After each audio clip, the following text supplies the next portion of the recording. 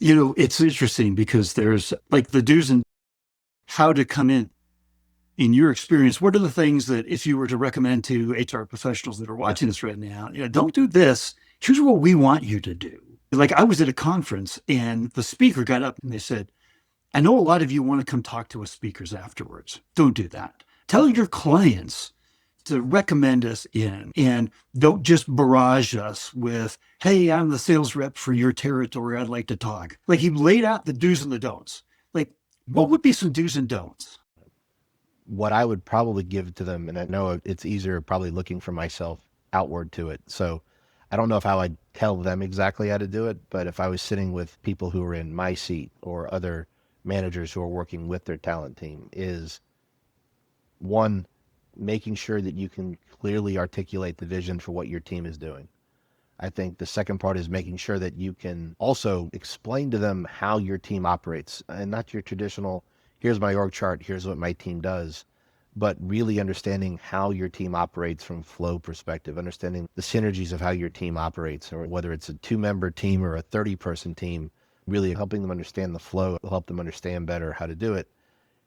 And I think the last one is help them understand who you are, explaining how you look to do hiring, explain the idiosyncrasies of how you look at talent, I think is important.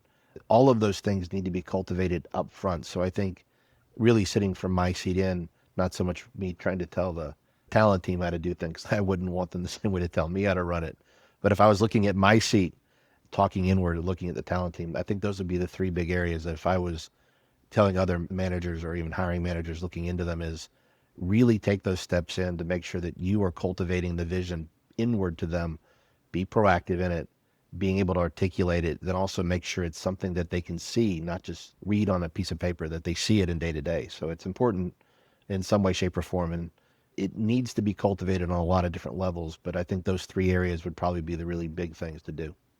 I love that. You got to sell a little bit, right? You're talking to an audience that you want to have a strategic relationship with. So you're not just going to take a rec and post it and then run AI on all the resumes that come in. You do far beyond that. But if you know that as the HR professional, but if you're not sharing what you do to go beyond and really understand you and your role and the needs of your team and how you match that up, one of the things that I think is important as a part of that, and it's right to what you started this whole conversation out about, is that how we treat our employees in that culture is a magnet for talent. In fact, just a couple of months ago, I had another CISO on this podcast, and she said, one of the first things that I look at, and I kick companies off of my list if I don't feel like they have the right culture that I would fit into. So it's an attraction, like what you're talking about and how we treat our employees and the culture that we create is a huge part of the strategy of bringing that high performance player in teams. You mentioned this as it's not a transactional relationship. You said it's not about, I got a wreck, let's go fill it. It's a symbiotic relationship. What did you mean by that?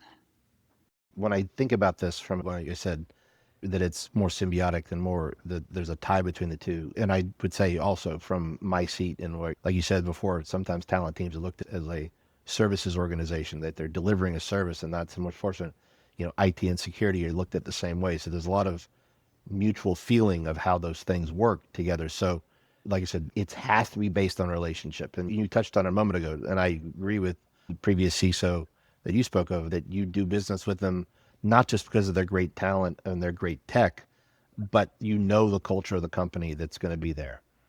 Those vendors will be there all the time, but when it's at the worst or you need them at that most important time, that they're there.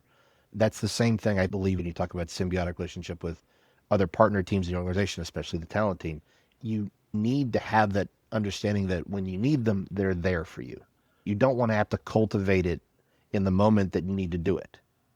One of the best partner teams we have is with our HR team. We have our talent team and even our finance team, but you build those relationships and they become a part of the group and you understand what they do and you operate in that way. So cultivating the relationship and cultivating the engagement with them together so that you can work on those things is important. Having the conversations, building the right rapport with them, and then working with them to understand how to operationalize that and work together on it is very important. So it cannot be transactional. It can't be like you're dropping a wreck on the desk, give me a person back.